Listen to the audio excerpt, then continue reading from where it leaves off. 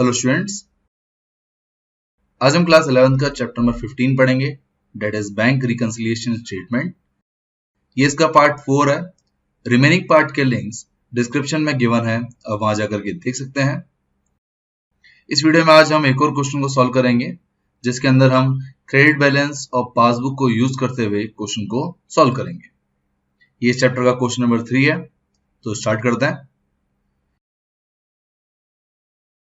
इस क्वेश्चन में लिखा है, On 31st March 2022, bank passbook of Mohan showed a balance of 15,000 to his credit.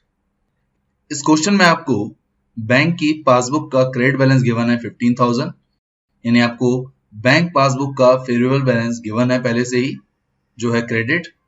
तो आपके क्वेश्चन का स्टार्टिंग पॉइंट आपको मिल गया। आपको क्वेश्चन में इस बार credit balance as per passbook given है। देन आपको काफी सारे एरर्स दे रखे हैं, जिसकी वजह से आपकी पासबुक एंड कैश बुक का बैलेंस मैच नहीं हो रहा है। आपको इस क्वेश्चन के अंदर बैंक रिकंसिलिएशन स्टेटमेंट को प्रिपेयर करना है एंड कैश बुक के बैलेंस को फाइंड आउट करना है। तो स्टार्ट करते हैं। सबसे पहले हम सॉल्यूशन के अंदर फॉर्मेट बना लेते हैं। आप हेडिंग लिखेंगे bank reconciliation statement as on 31st March 2022। Then हम फॉर्मेट बनाएंगे। फॉर्मेट काफी सिंपल है। फर्स्ट कॉलम आपका पर्टिकुलर्स का होगा, second column plus items, third column minus items. Now हम रूल्स को फॉलो करते हुए क्वेश्चन को सॉल्व करेंगे। सबसे पहले आपका स्टेप नंबर 1 स्टार्टिंग पॉइंट को फाइंड आउट करना। तो क्वेश्चन की स्टार्टिंग में ही आपको बैंक पासबुक का क्रेडिट बैलेंस गिवन है 15,000, इसलिए आप सोल्यूशन में पर्टिकुलर्स में लिखेंगे credit balance as per passbook and plus items में लिखेंगे 15,000। यहां पर आपको याद रखना है कि credit balance as per passbook आपके लिए एक पॉजिटिव बैलेंस होता है, इसलिए हमने 15,000 को प्लस आइटम के कॉलम में लिखा है। नाउ क्योंकि आपको इस क्वेश्चन के अंदर पासबुक का बैलेंस गिवन है, इसलिए हम कैश बुक को फॉलो करेंगे। हम जितने भी डिसीजन लेंगे एरर्स को रेक्टिफाई करने के लिए, वो सभी कैश बुक को देखते हुए लिए जाएंगे, यानी हम कैश बुक को फॉलो करेंगे और पासबुक के अंदर सभी एरर्स जो भी आपको गिवन है उसको ऐड एंड सब्ट्रैक्ट करेंगे। तो एक एक करके हम सभी एरर्स को देखते हैं, जिसकी वजह से आपकी cash book and passbook match नहीं हो पाई। सबसे पहला एरर है, बिफोर दैट डेट ही had issued cheques amounting to ₹8,000 of which checks amounting to ₹3,200 have so far been presented for payment. इसका मतलब है कि 31 मार्च 2022 तक या उससे पहले फर्म ने 8,000 रुपए के चेक इशू किए थे पेमेंट करने के लिए, जिसमें से अभी तक बैंक वालों ने सिर्फ 3,200 की पेमेंट की है।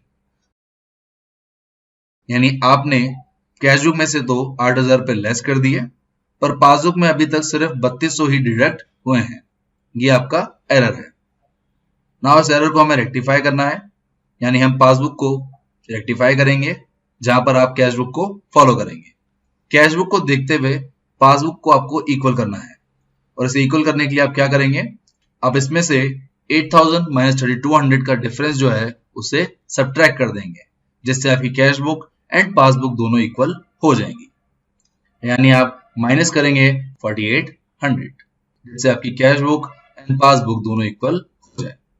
तो ये था आपका रेक्टिफिकेशन। इसे हम सोल्यूशन में लिखेंगे। आप पर्टिकुलर्स में लिखेंगे number 1 cheque issued but not presented for payment, and minus items के कॉलम में लिखेंगे 4,800। इसी तरह नेक्स्ट एरर है second, a cheque of 2,200 paid by him into the bank on 26th March is not yet credited in the passbook. इसका मतलब है कि फर्म ने 2,200 रुपए बैंक में जमा करवाए, 2,200 का चेक फर्म ने बैंक में भेजा जमा करने के लिए, पर वो अभी तक पासबुक के अंदर जमा नहीं हुआ है। यानी आपने तो 2,200 से कैश बुक को इंक्रीज कर दिया, पर पासबुक में अभी तक ये क्रेडिट नहीं हुआ है, यानी पासबुक आपकी अभी तक 0 है। ये आपका एरर है। ना हम कैश बुक को फॉलो करते हुए पासबुक को इक्वल करेंगे, यानी अगर हम पासबुक में भी 2,200 ऐड कर देंगे तो आपके दोनों बुक्स इक्वल हो जाएंगी। तो ये आपका सेकंड एरर हो गया। इसको अभी हम सोल्यूशन में लिखेंगे। अब पर्टिकुलर से लिखेंगे second, cheque paid into bank but not collected, and plus items में लिखेंगे 2200। इसी तरह थर्ड एरर है, he had also received a check for 500 which although entered by him in the bank column of the cash book was omitted to be paid into the bank। इस error का मतलब है कि firm ने 500 रुपए का check जो है वो कैश बुक के बैंक कॉलम में रिकॉर्ड कर दिया, पर अभी तक उस चेक को बैंक में नहीं भेजा। बैंक में 500 रुपए के चेक को भेजना भूल गए। यानी इस एरर के अंदर आपने कैश बुक में तो 500 रुपए रिकॉर्ड कर दिए, आपने कैश बुक को 500 से इंक्रीज कर दिया, पर क्योंकि आपने अभी तक चेक को बैंक में नहीं भेजा है, इसलिए बैंक की पासबुक में इस चेक का अमाउंट 0 है।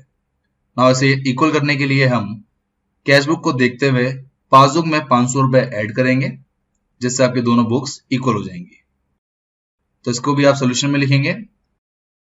आप पर्टिकुलर्स में लिखेंगे 3, देन लिखेंगे cheques entered in the cash book but omitted to be banked, यानी आपने कैश बुक में रिकॉर्ड कर लिया पर बैंक में जमा करना भूल गए, और आप प्लस आइटम में लिखेंगे 500। द नेक्स्ट एरर है, on 30th March a check for 1570 received by him was paid into the bank but the same was omitted to be entered in the cash book। इसका मतलब है कि firm ने 1570 रुपए का चेक बैंक में जमा करने के लिए भेजा, पर उसे आप कैश बुक में रिकॉर्ड करना भूल गए। यानी बैंक में तो पैसे जमा हो चुके हैं पर कैश बुक में अभी तक रिकॉर्ड नहीं हुए हैं। यानी फोर्थ एरर के अंदर आपकी कैश बुक में 1570 का अमाउंट रिकॉर्ड नहीं हुआ है, आपकी कैश बुक 0 ही है, पर आपकी पासबुक इंक्रीज हो चुकी है 1570 रुपए से। तो यहां पर हम कैश बुक को देखते हुए इस एरर को रेक्टिफाई करेंगे। रेक्टिफाई करने के लिए आप पासबुक में से लेस करेंगे 1570, जिससे आपकी दोनों बुक्स इक्वल हो जाएंगी। तो इसे आप सोल्यूशन में लिखेंगे। पर्टिकुलर्स में लिखेंगे 4, cheque paid into bank for collection but not entered in the cash book, और आपके माइनस आइटम के कॉलम में आएगा 1570।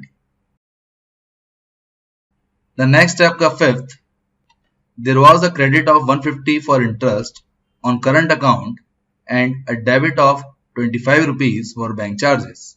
इसका मतलब है कि बैंक ने आपको करंट अकाउंट पे इंटरेस्ट दिया है 150, जिससे आपका पासबुक इंक्रीज हुआ है, एंड बैंक ने बैंक चार्जेस डिडक्ट किए हैं 25 रुपीज के।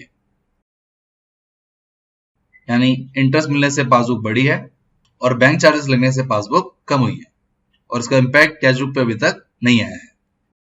एंड इन दोनों अमाउंट में कैश बुक तो आपकी 0 रहेगी, इंटरेस्ट मिलने से पासबुक आपकी इंक्रीज होगी 150 से, और बैंक चार्जेस लगने से आपकी पासबुक रिड्यूस होगी 25 से। तो यहां पर हम इस एरर को रेक्टिफाई करने के लिए सबसे पहले -150 करेंगे कैश बुक को फॉलो करते हुए, एंड प्लस करेंगे 25। यहां पर ये दोनों डिसीजन हमने कैश बुक को पासबुक के इक्वल करने के लिए लिए हैं। इसे भी हम सोल्यूशन में लिखेंगे।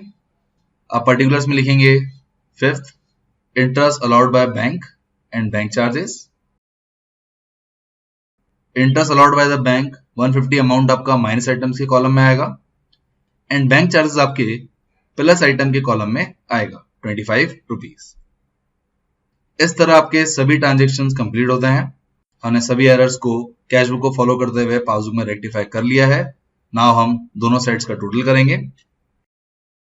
आपके प्लस आइटम्स कॉलम का टोटल है 17,725, एंड आपके माइनस आइटम्स के कॉलम का टोटल है 6,520। यहाँ हम देख सकते हैं कि आपकी प्लस आइटम्स की साइड ज्यादा है कंपेयर टू माइनस आइटम, तो जो भी डिफरेंस होगा इन दोनों अमाउंट्स का उसे आप प्लस आइटम्स के नीचे लिखेंगे। डिफरेंस निकालने के लिए आप 17,725 में से लेस करेंगे 6,520, जिससे आपका अमाउंट आएगा 11,205। और क्योंकि आपने क्वेश्चन पासबुक के बैलेंस से स्टार्ट किया था, इसलिए आपका आंसर कैश बुक के बैलेंस में आएगा। और हम जानते हैं कैश बुक का जो पॉजिटिव बैलेंस होता है वो डेबिट बैलेंस होता है, इसलिए हम यहाँ पर लिखेंगे debit balance as per cash book 11,205। 5 और इस तरह आपका क्वेश्चन कंप्लीट होता है। आई होप आपको ये क्वेश्चन समझ आ गया होगा।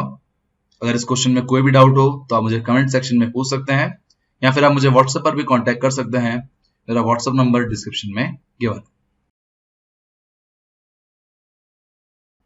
पार्ट नंबर 5 के अंदर हम एक और क्वेश्चन को सॉल्व करेंगे जिसके अंदर हम पासबुक के डेबिट बैलेंस का यूज करते हुए पूरे क्वेश्चन को सॉल्व करेंगे। So thank you guys for watching this video. अगर ये वीडियो अच्छा लगे तो लाइक कीजिए। For more videos subscribe my channel success eat and click on the bell icon for daily updates. Thank you.